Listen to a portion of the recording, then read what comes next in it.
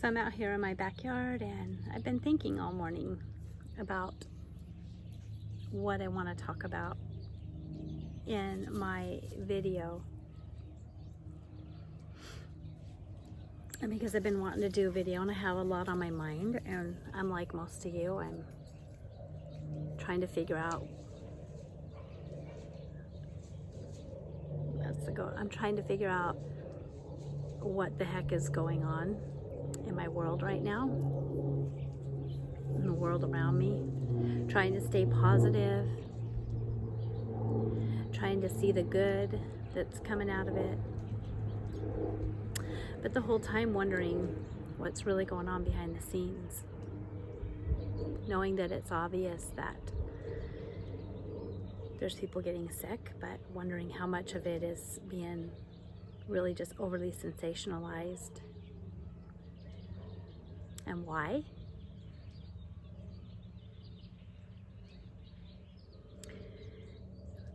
Understanding that 1 + 1 is not equaling 2 at all in the world right now, not seeming to. Nothing's making sense. And just saying, okay, the best I can do right now, because I don't understand, is just trust the process. Just wait like everybody else. Trust and hope that good will come out of this. My prayer is, when I pray that if there is a higher or a hierarchy, an Illuminati, a government conspiracy, any kind of thing like that behind any of this, if there is, my prayer is that it'll backfire on them completely, and that we will come out better in the long run. And so what I wanted to talk about today is, I really wanted to talk about enlightened beings, or people out there that claim to be enlightened beings and that have followings because of this higher enlightenment that they have. I wanted to talk a little bit about that because I've been thinking, I think a lot about it, because I feel like I'm enlightened in some things, but I also believe that everybody's enlightened in something, and that everybody's ignorant in other things, that we have ignorance and we have enlightenment, that none of us are 100% enlightened and none of us are 100% ignorant. I feel like every single person has a different perspective in life, and there's no way that I can pop in to somebody's mind and get their full perspective and understand where they're coming from fully. I can try to understand, but all that draws from my own perspective as well. It draws from my own experiences. I seek, like anybody else, I'm always seeking for more enlightenment, for more understanding, to grow spiritually, to grow physically, to understand the places in my life where I feel stuck, or like I don't feel like I have a lot of willpower over, or wish I could do better in, or whatever. And wanting to fully know, like, what we're doing here, what the point is. So I just want to talk about this thing. Might feel like it's all over the board, but this whole idea of enlightened ones, and what I see out there with these different ones that usually come to the forefront in these type of situations with a lot of, this is what you need to do, or this is what I suggest you do, or this is what my enlightened state tells me about all of this. And enlightenment to me, I've run the gamut of so much. Like, I was raised in a cult,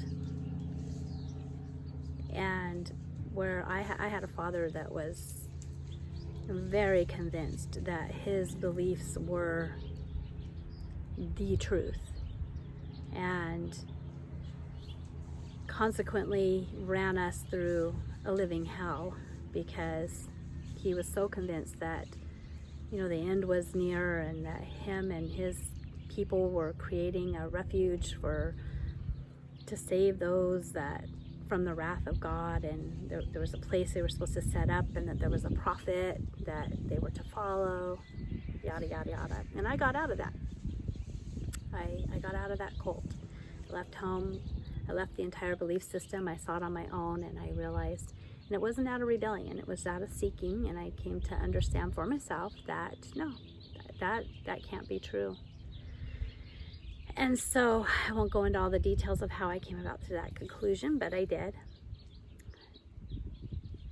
And then I came across some other enlightened ones. They were healthy, they were happy. Compared to the people that I was currently hanging around with, they were very healthy mentally. And so they told me about Christ. And I had a moment that night, and I cried, and I invited Christ into my heart, and I felt a huge shift, huge change in my life. And that shift has never unshifted. And that was years and years ago. And then because of that, because in the Christian world, you think, okay, you know Christ, now it's time to go to church. But I didn't want to get into another cult. So I really prayed, I read the Bible, and I just started hopping to church and deciding that, you know, I was going to really know what the Bible said and know if that church is teaching that or not. And I hopped around a lot, and then I prayed, and then I met some people that seemingly were very strange. But they were teaching the Bible as far as I could see. They were reading right out of it. They were explaining it. They were encouraging you to read it and to follow it. And, you know, they were saying that when you do, you're separate from the world, and, you know, you're safe, and God will take care of you. And so I ended up having a moment again one day where everything that, to me, all my reasoning, that this doesn't make sense to me, suddenly, Hunter, you're getting in the way of my camera, honey. Come on, out, that way. I'm not I haven't got him well trained. Anyways,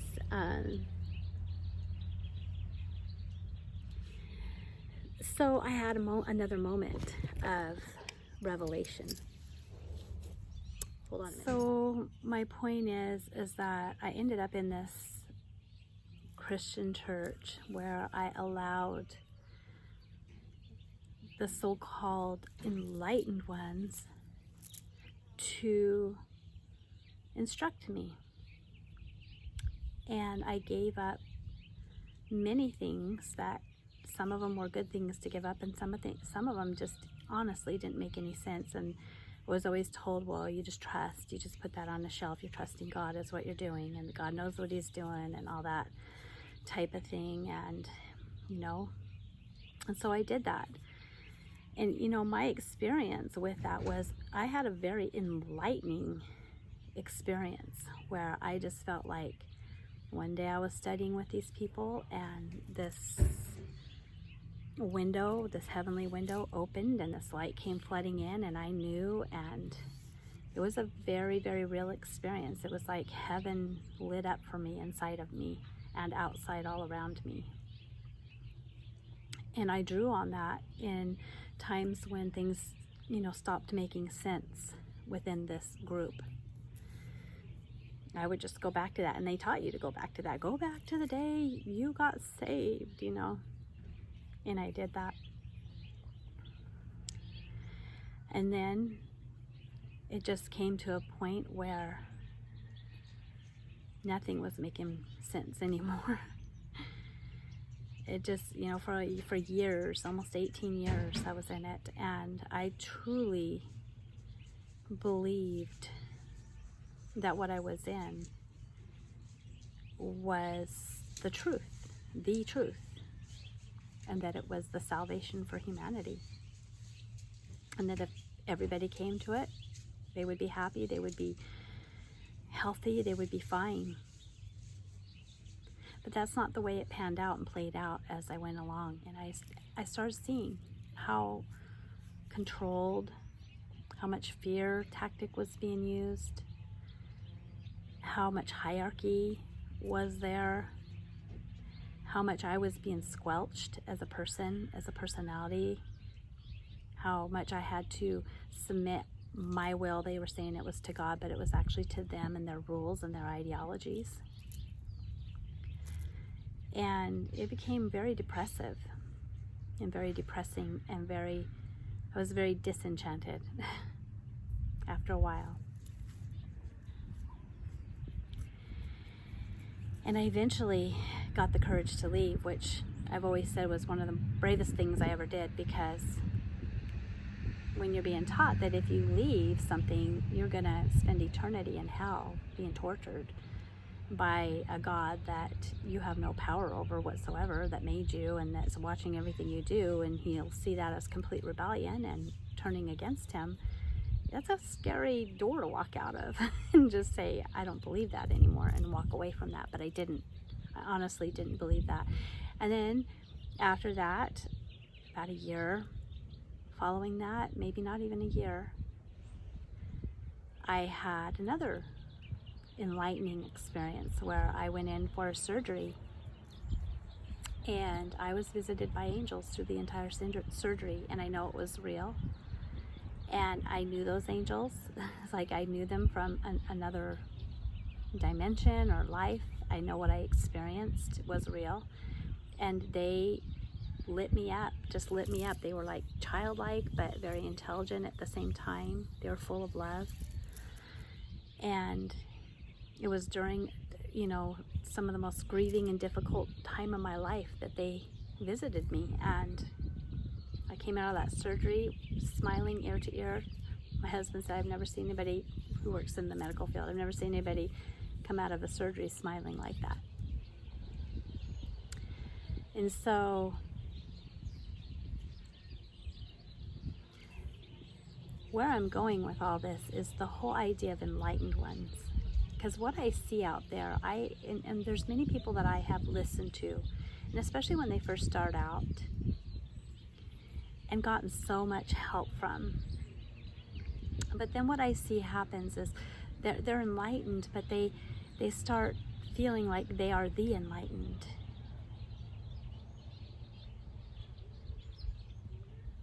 And like they have to have the answers for life itself. And I don't think that anybody has that. I think that's a very personal, very sacred. It's very personal. It's just like our perception. I feel like the narrow way, if you're going to look at the narrow way and the broad way, as depicted in some scriptures in the Bible, I believe that narrow way is the narrow way of listening to your own heart. In spite of this broad road with so many ideologies and so many ideas of what you should do and shouldn't do, what you should eat and not eat, where you should go and not go, and who you should trust and not trust, and what's going on in the government, and all the conspiracies, and whether we are on a flat earth or a round earth, or it just goes on and on and on. Literally, I could not prove to anybody where I'm at in life right now, whether we live on a flat earth or a round earth. I just have always been told it's a round earth, seen it on TV, believed it, accepted it. I listen to the arguments about it sometimes. They both makes sense, but then, what difference does it make at this point to me, whether it's flat or round?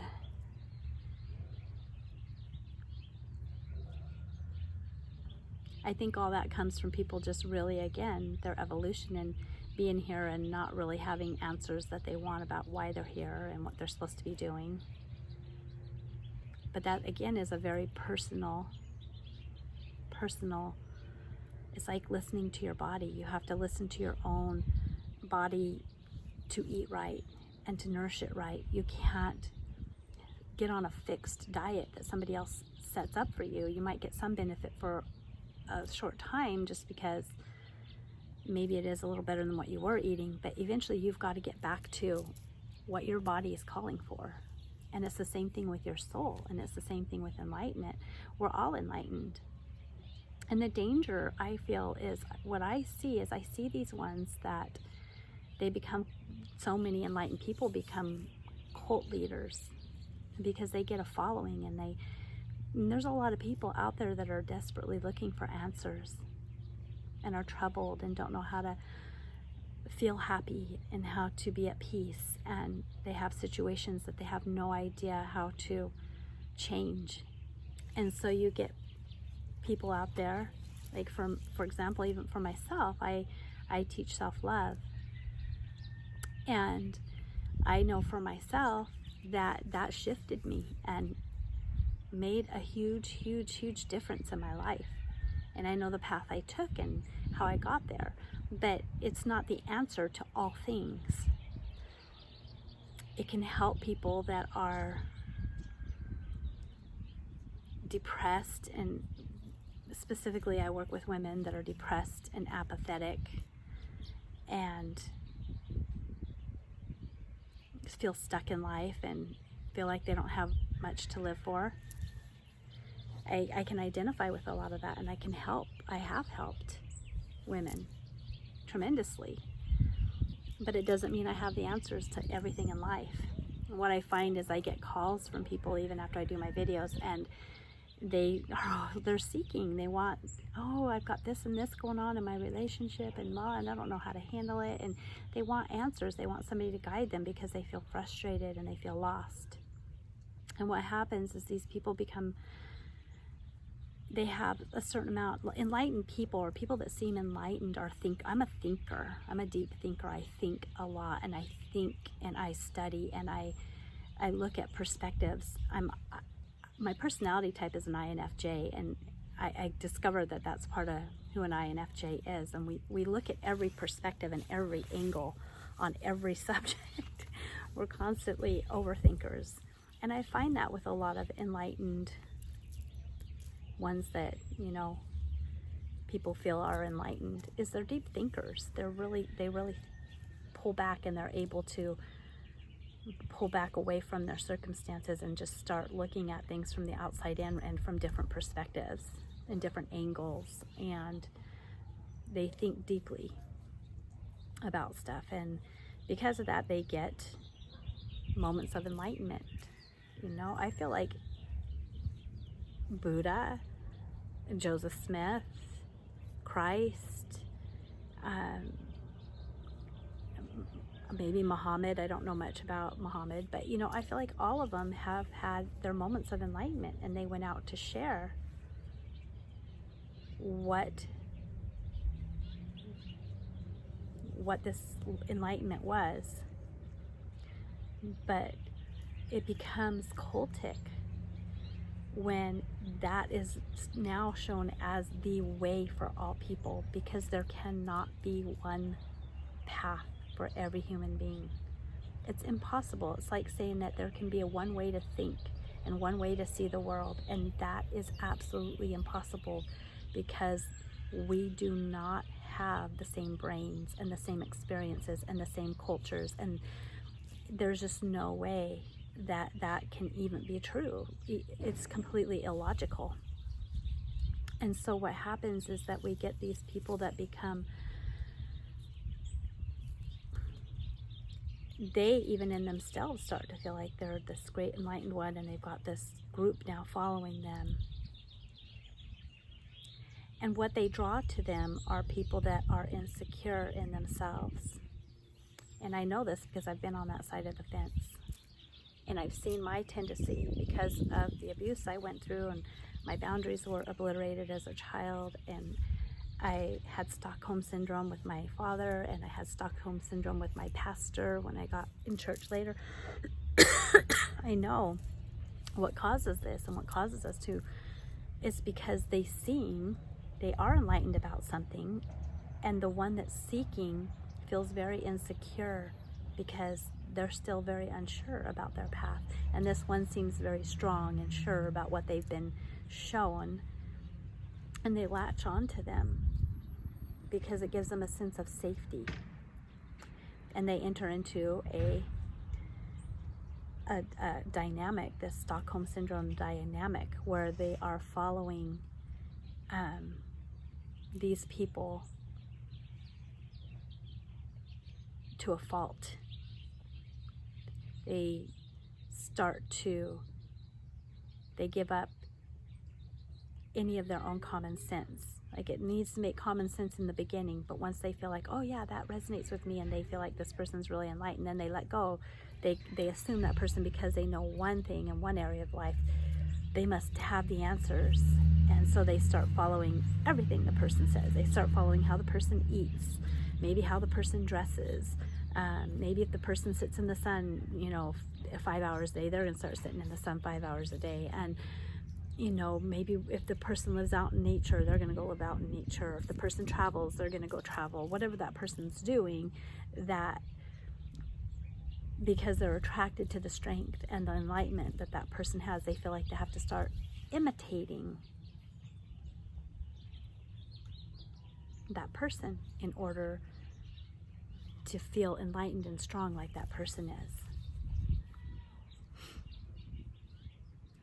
And then they try to be the enlightened one. They'll get on YouTube and they'll try to,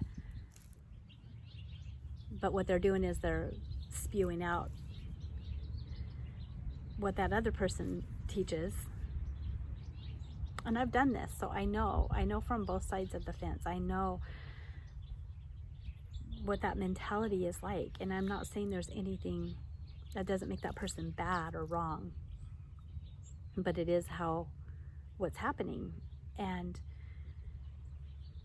the thing is, again, what I want to sum this up is enlightenment and enlightened ones. Everybody is an enlightened one. You are an enlightened one. And it's looking deep in your heart and asking yourself, what am I enlightened about? What do I know right now? Where's the light shining on my path right now? And the thing is, as you move and you're enlightened in one area, that's going to evolve. And it might change. For a while, I thought fasting was the way to perfect health. And then I saw it backfiring on me. And I thought, veganism, and then raw food. And I couldn't sustain raw food. It was just too difficult. Now I'm, learning about people that are completely raw. They eat raw meat and drink blood, and they're really healthy. A lot of these people are really healthy. But I have to pull back from that and say, hey, wait a minute. Because so much of that, like, I'm listening to what they're saying, but I can't be so drawn in because they look healthy and what they say makes sense, that I'm not listening to my own resonance, to my own heart, and to, there's nothing in me that wants to go drink the blood of an animal. Even if it would make me live longer, it just sounds disgusting to me.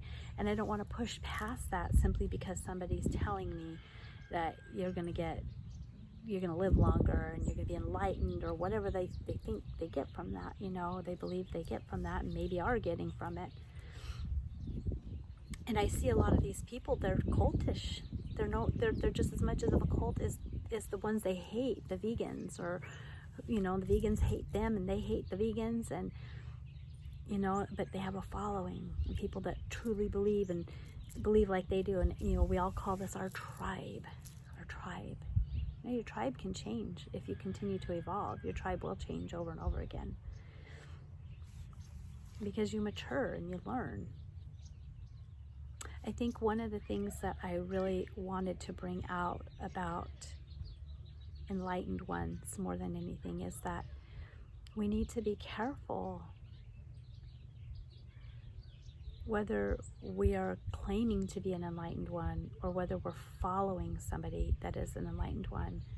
We need to remember that each one of us is sovereign over our own lives,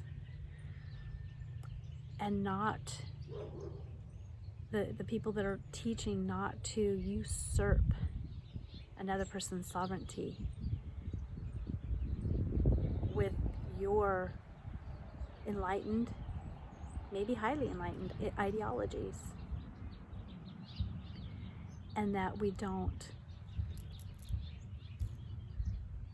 become enslaved to somebody else's sovereignty. Because now when you do that, when you just become a follower, what you're doing is you're feeding the energy of that person that's taken the crown.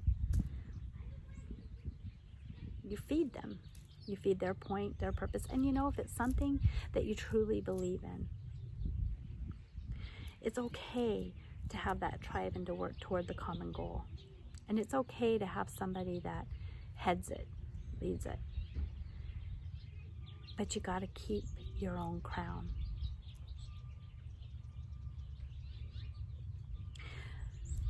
Like, as myself as a coach, I often tell, I had a client just recently, was saying, I just want to make sure how far does your course go? Because I want to continue coming to you. And it was like, I let her know, my goal for you is that you won't need to come to me. My goal for you is to empower you, to give you the confidence to say, oh, I can figure this out for myself. I get this. I am a powerful human being. I'm smart. I don't have to go insane.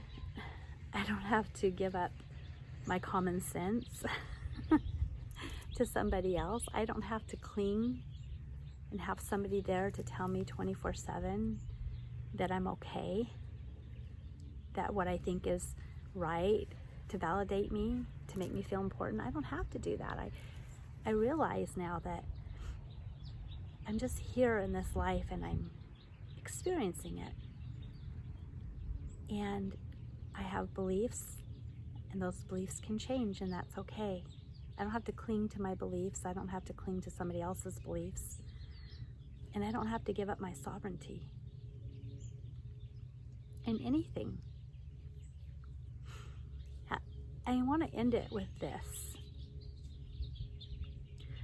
As we're going through this epidemic or pandemic or whatever you want to call it, this new kind of, what would you say, attack on humanity right now. No matter what the source is of this attack, whether it's a virus that's deliberately put on us, or a virus that's a hoax, or it's a virus that is just real and no matter what it is, as we're going through that,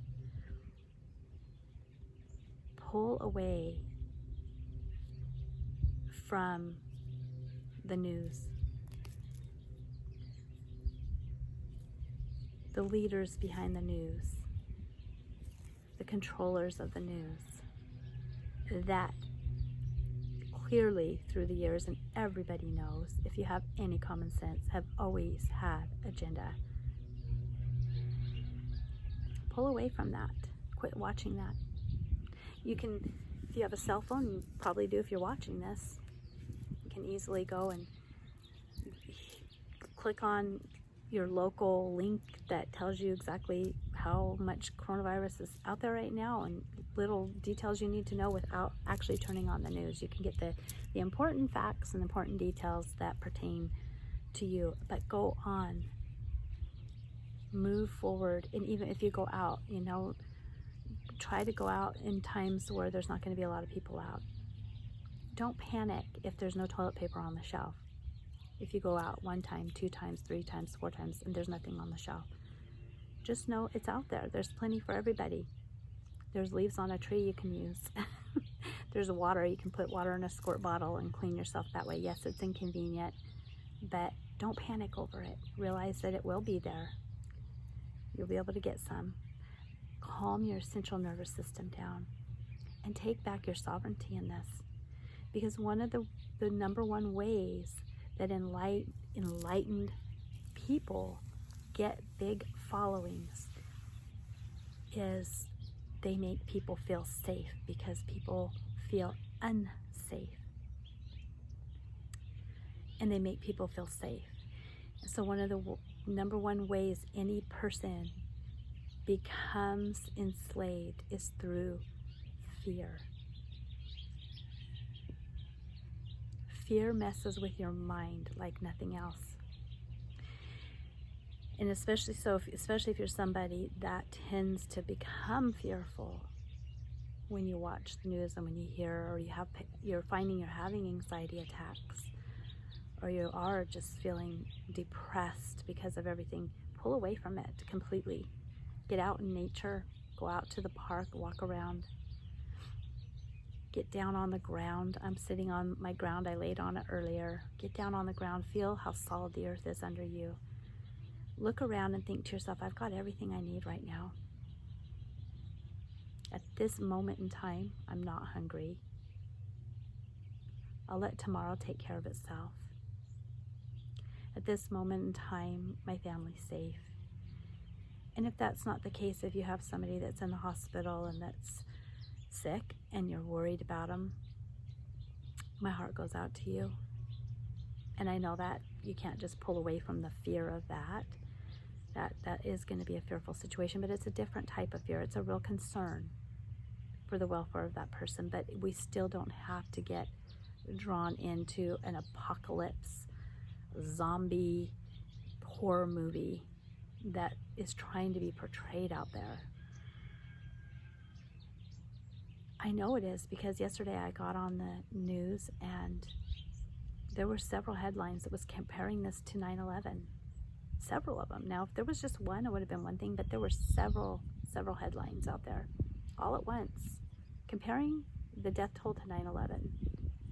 And I wrote something and I put it in perspective. I was like, you know what? Last year I went up and I looked up the statistics. There were 9 million people in the U.S. that had the flu last year and 10,000 people that died. 39,000 people were killed in car crashes. When a reporter brought that up at one of the conferences, the president's conferences, he was shot down. The guy said, I'm not even going to address that. That's totally irrelevant. And yet they're comparing it now to something that put more fear in our generation than any other event in America for our generation, and that was 9/11. So they're bringing that up. It's a fear tactic, and I don't know why they're doing this. I don't have all the answers for it, but I do know that at this moment in time, I have my health, I have food, I have my family, I have a home, and I'm going to soak up the peace of this moment, and I'm going to listen to my own inner guidance system, and I'm going to pull away and not pay attention. I'm not going to feed the fear monster. I'm not going to feed it by letting it play over and over in my head and causing me not to be able to find my heaven on earth at this right now. Yes, listen, look it around. I'm going to show you my yard. Thankfully, I know not everybody has this, but we all have parks. I was at the park yesterday. Look at this.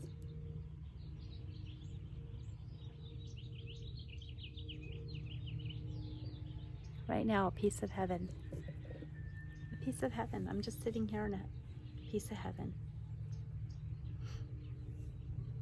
soaking up sun rays, feeling the solid earth beneath me, this solid, grounded tree behind me, listening to the song of the birds, carefree.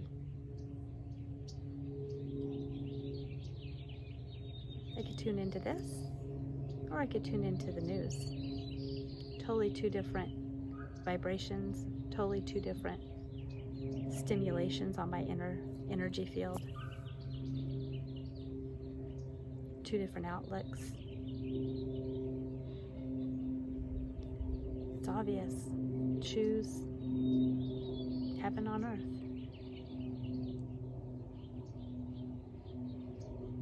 I think that's all I have for now. Much love.